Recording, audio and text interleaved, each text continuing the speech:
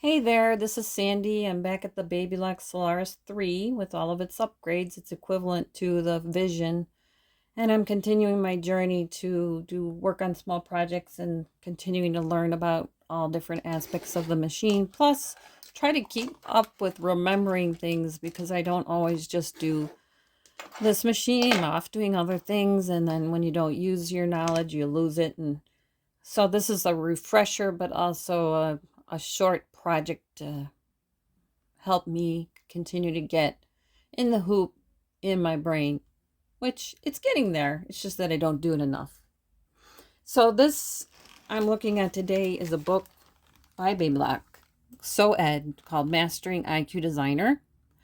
And in this book, in the beginning, there's a page that helps you figure out by looking at a chart what you want to work on. So if you look at the skill level and video tutorials, you can see that it's beginner, intermediate, or advanced. And then the time to make shows the approximate time it shows to make. And additional techniques used. This top one, the skill level, is helpful because you can figure out by looking at that chart or those circles on each project which one you want to do. And I'll show you that in a minute. But after that, just know that in this book, there's a lot of good information about IQ Designer, and it shows like the different Babylock machines that the book is written to be helpful to those people who have certain Babylock machines. Now, a lot of them. I got this book at the sewing center, so the sewing source in Lake Villa, and I have their link in my description in case you are interested. Well, I decided I would do this cup cozy, and you can see at the top there the project stats. The left circle means it's like a beginner level versus intermediate or advanced. The second clock, the second circle is a clock, and that where they're trying to tell us that it's estimated to take 2 to 3 hours. And the last two are just showing that it involves machine, embroidery, and sewing. Then there's the fabric requirements, which I've already used to cut out my fabrics. And then down below there's hoops and feet used and other notions. And then the rest is the short, it's not really too long of instructions to start the project. So we're going to go into IQ Designer, and we're going to use this scan leaf, and we're going to do a line design scan. I've already got the scanning board on the machine, and I've already made a copy of the shape from the back of the book. I had to darken it because I've tried this before, and there were a lot of open spaces in the design. Maybe the design quality I would think would be good enough because it came from the book, but the machine, maybe the machine camera needs to be a little clean because it's due for its checkup soon, another month or two. So that could be, because I use it a lot for embroidery. Maybe there's fuzz on the camera or something. But anyway, I darkened the copy that I made a second time, and we'll see what happens this time.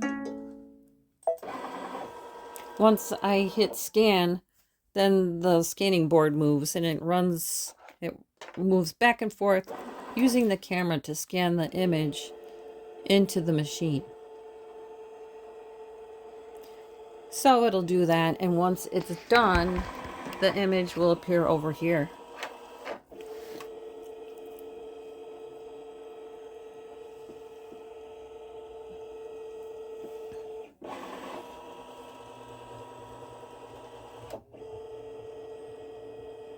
And it's making, I think I made 4 passes. And it does that because there's larger hoops than the scanning board, and you can scan using the other hoops. All right, so here, now next I would do cropping.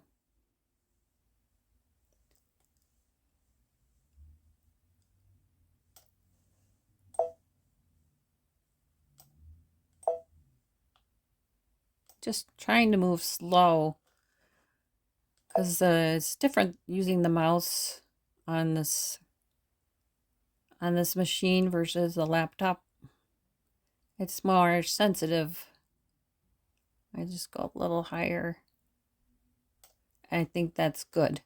And the gray detection scale, I've done this a couple times, so I'm going to leave it dark, see what happens. And I'm going to change this to a straight stitch or a running stitch. And I'll press OK. And now again, I'll press OK. So now I can zoom in and see if I like this. You know, I've done this. I can look at it and see if it's halfway decent. I see some open spots already. Not sure why. You know, that's true. That's happening. And I have some things to erase. So that looks okay. But you can go back to, like, if you do this, you can do the original view. This is the result view after it was cropped. And press set. So the first thing I have to do before I do any fixing, erasing, and such is I have to resize it. So I go to the size key, and I could, because it just wants me to resize the width, I could use this or this to widen it. It wants me to go to 4.5, so it would be widening and use this one, but I'm just going to go to here and select that and put in 4.5 and press set, and then press OK. And you can see, if I show you the original image, you can see that it's been increased, the size.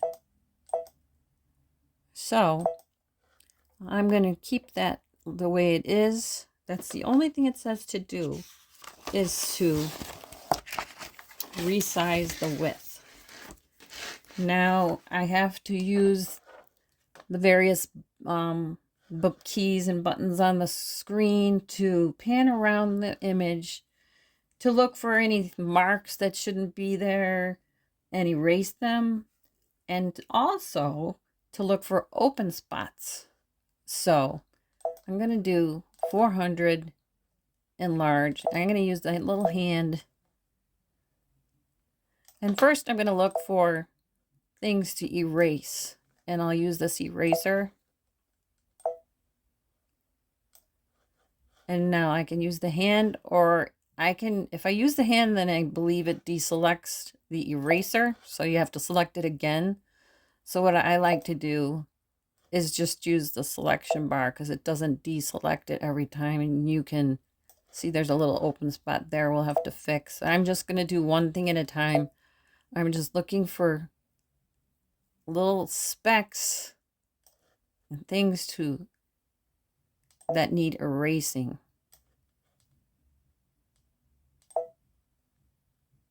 Okay, so that looks good. Now I'm going to do this pan again. I'm going to move through the whole thing and look for open spots, because this is the placement line, and it'll end up being the tack down line. And if it's not, you know, stitching correctly, it won't look, I mean, it may not look right.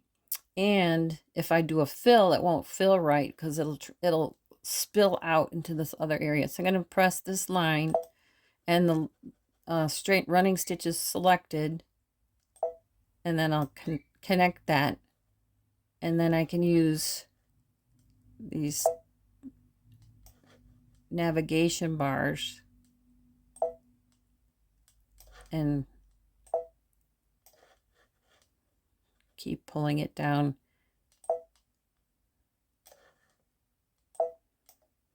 Or you can use this, it's more comfortable. There's an open spot there, so I'll use a little pen. There.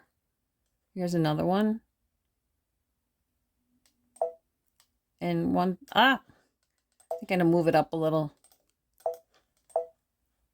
One thing I remembered while doing this is that we have to remember that I'm making all these connecting lines, because in the next screen, this might even be open.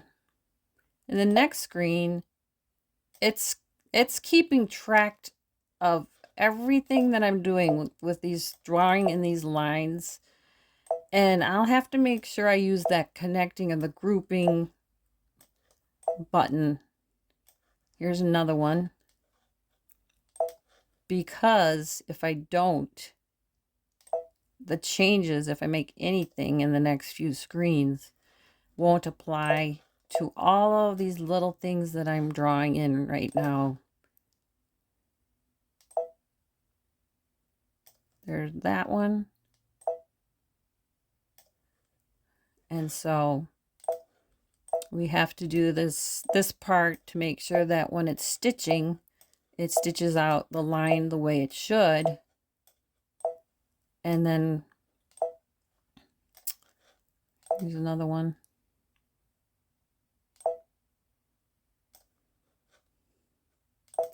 When it's filling, it will fill right and it won't pour out into the outside of the picture. And hopefully I catch them all. Here's another one. I was gonna take a picture. I did try to take a picture and send it to this IQ designer. I thought maybe the shape would come up better if I did it that way, but because it's just a line shape, I couldn't get it to import right, so I went back to this method. All right, so now if I back off to 100, how does it look? It looks pretty good to me. I'll just go up and down one more time. I don't see anything. So I'll go back to 100. Okay, we're gonna hit next. It says next to ensure that the outline is a run stitch. Well, I've already did that in that other screen. If I put in that I want this to change to 0.1, there. It changes it. So I'm going to press memory and save it in the machine. It said it's saved.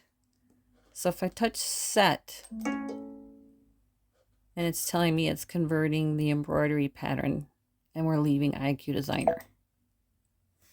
So then the next thing I do is touch edit, and then I'm gonna touch move. Actually, yeah, center the design, and then touch edit again and duplicate, and then center it again. So that first line was the placement line. The second one is the tack down. So now that we've done that, we should be okay to touch add to go back into IQ Designer.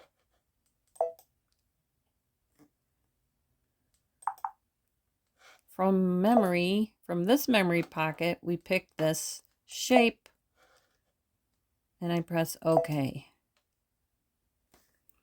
Now we open the fill properties and we're going to do the stipple. Actually, no, that's the stipple. Yeah,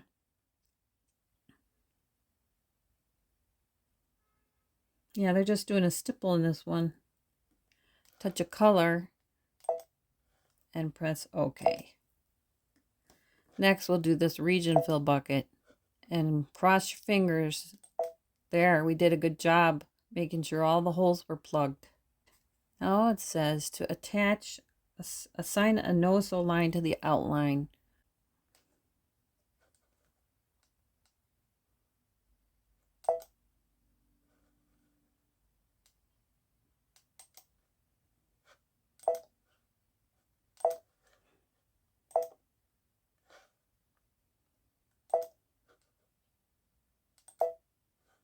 There we go. That's the, yeah. it looked weird, but it looks like it worked. So I used line properties. I picked no-sew. And then I used the bucket and I applied the no-sew line to the outline. They didn't give instructions on how to do that, but that's how I assume you do it. Okay. Next, it wants me to change the run pitch to 2.5 millimeters. So I got to go to settings, and I think it's, here's the unit, is on page 9. Press OK, and here we are. Stippling spacing to 10. So that would be, I don't know if I want it that wide, but this is what it looks like if it is. So I follow the directions, and the run pitch 2.5. And it doesn't look like we need anything here. So after I do that, I touch set. And there we are. I suppose I would move this over and center it. Doesn't say that here. If you like to customize your cozy, touch add and choose the fonts. And the color I picked was this beautiful Christmassy color. So I think I'm just going to use add, and then I'm going to do a font. And what do I want to do? I do like this font. Joy. Joy? No, I don't really like that font. But I can go down here and audition. How about that one? That one's pretty. Okay. Set. And then I'll go to edit, rotate, and move it left. And move it up. Let's see. Yeah, that looks like about right. Touch add, IQ Designer, and recall the cup cozy shape from memory.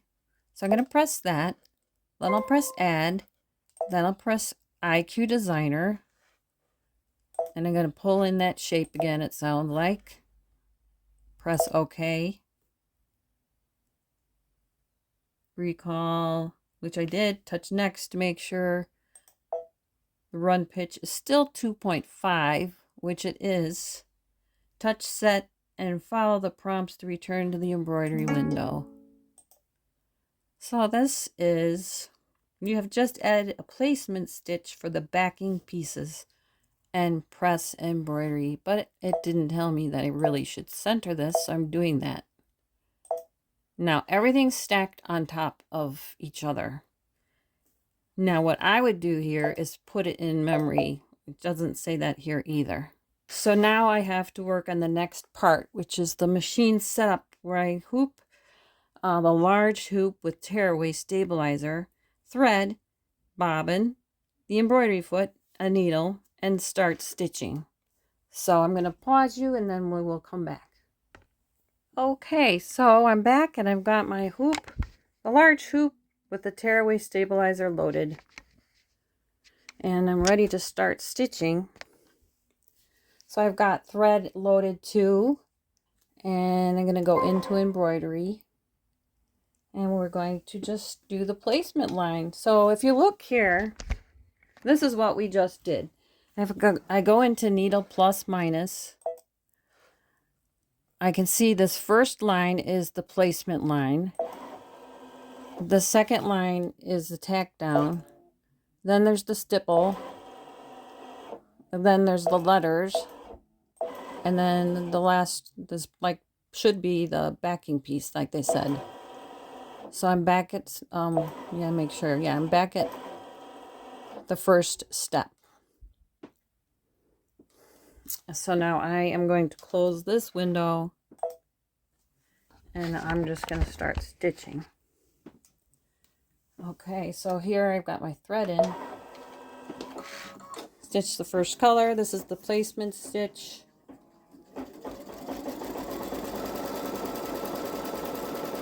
Next, I'm going to position the batting and the background fabric over the placement line.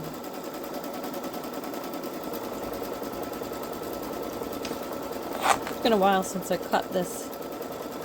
The main background fabric is 6 inches by 15 and the batting is the same size. So next I'm supposed to position the batting and the background fabric over the placement line. This is very long. A very long piece. I guess they're just trying to make sure that we run out. Don't want to run out. Look how long that is. Trust the process. Okay, so this is the tack down.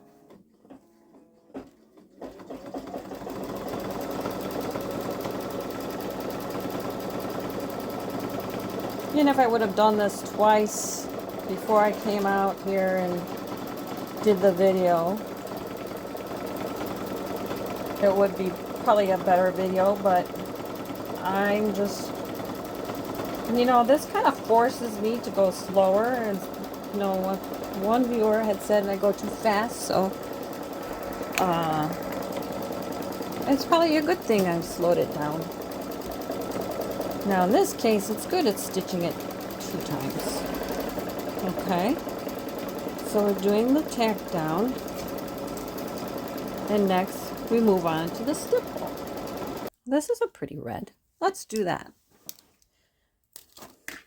Like I said, if I would have had this done before, but things have been really, really busy here. And I feel like I'm still catching up from being gone, and I've been out helping people do things and for my family and celebrating certain things. So we'll do the stipple and we'll just see how this red looks on there. Oh!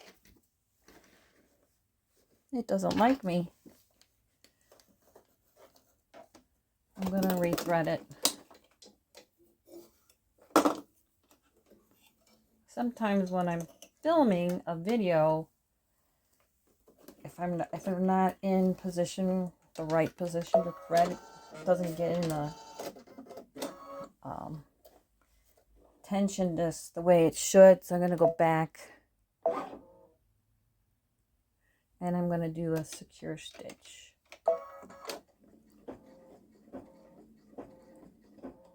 And then we'll start again.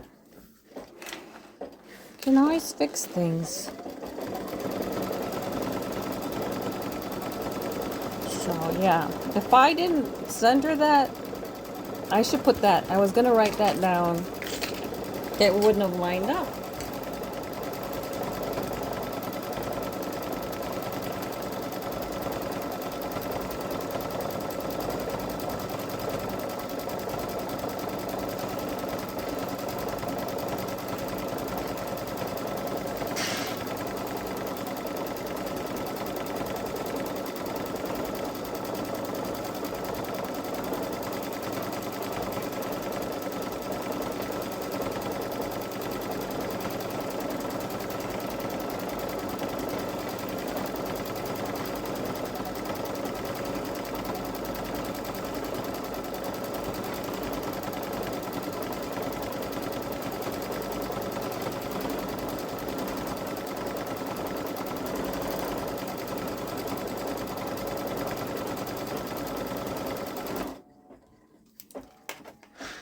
Was fast. All right, so the next part is the letters, and I did pick the silver for that.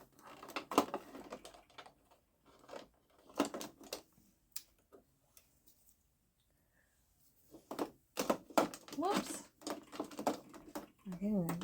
Sometimes I have trouble getting the thread in the pocket there. And I'm also getting used to these longer nails. Okay, we're ready for some letters.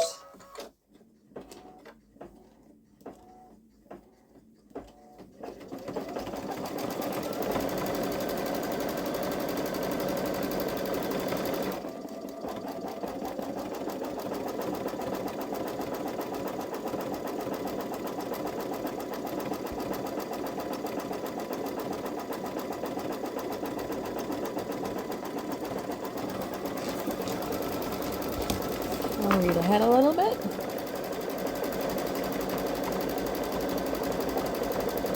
I'm going to have to go press some of these backing pieces, so I'll be back.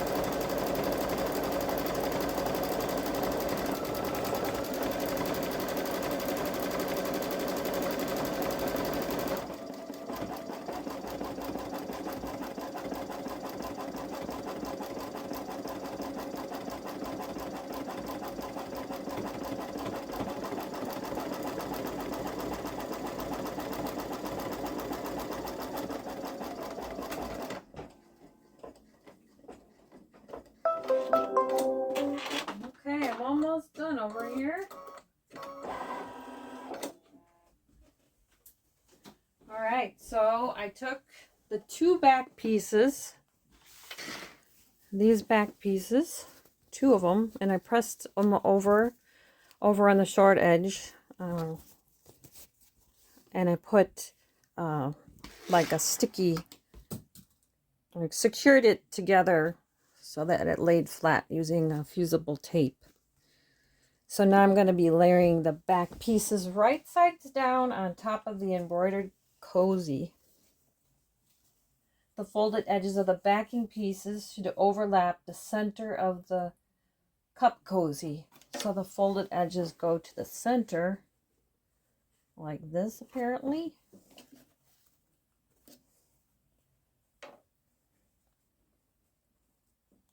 I'm guessing. Let's see.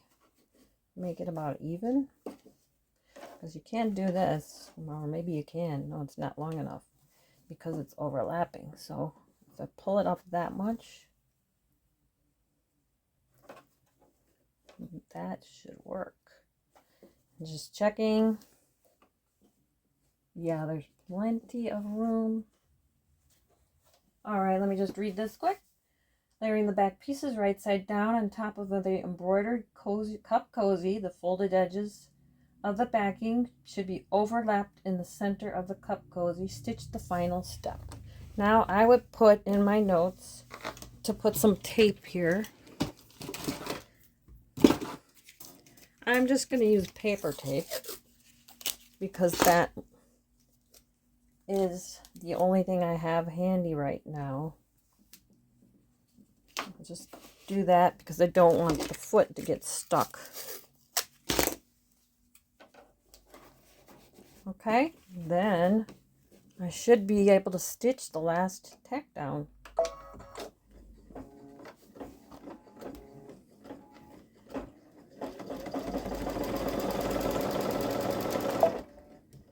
I'm going to go slow over this just to make sure. You can do that by just pushing the start stop button. And I think we're clear. I think we're good. I'm just being extra cautious. So a thing to remember too when you're setting up, you're in the hoop and moving from the i2 designer to embroidery is that each shape really should be centered. And I have to make sure I go back to the book to make sure I make a note that I remember to do that if I do this one again. Alright, so next I remove the cup cozy from the hoop and trim away the extra fabrics and stabilizer, 1/4 inch around the edges of the design. Using a pinking shears and clip the corners, turn right sides out through the opening in the backing, carefully turn corners and press well. Then stitch over to sewing and zigzag this. Okay, so at this point I can take it out of the hoop and turn it. Cut it and turn it. So I think that we all know how to trim, most people who have this machine. I'll just start you out because it said, you know, clip corners and go about a 1/4 inch. So I would turn the corner here and then I just clip the corner closer. And I'll go around the whole thing and then I'll be back. So I've trimmed it and now I'm turning it inside out and I'm using this big gadget to help me with that. I know you can use a point turner, but I just thought I would try this thing.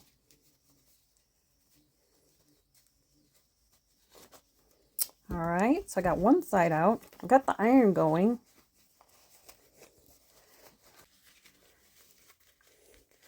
Okay. So I'll use the pointy end of this thing. Just trying different things to keep it interesting. I noticed the tack down. You can see it a little bit, but it's a pretty silver, so it's usually, I don't know, when I've used other patterns, they make it like so that it's, see how it's, see if I turn the light on. You see, you can see it a little bit there, but I mean, it's okay. So I have to go over and iron this now. So I'll be back. Okay, so this is really pretty. And I'm get rid of this.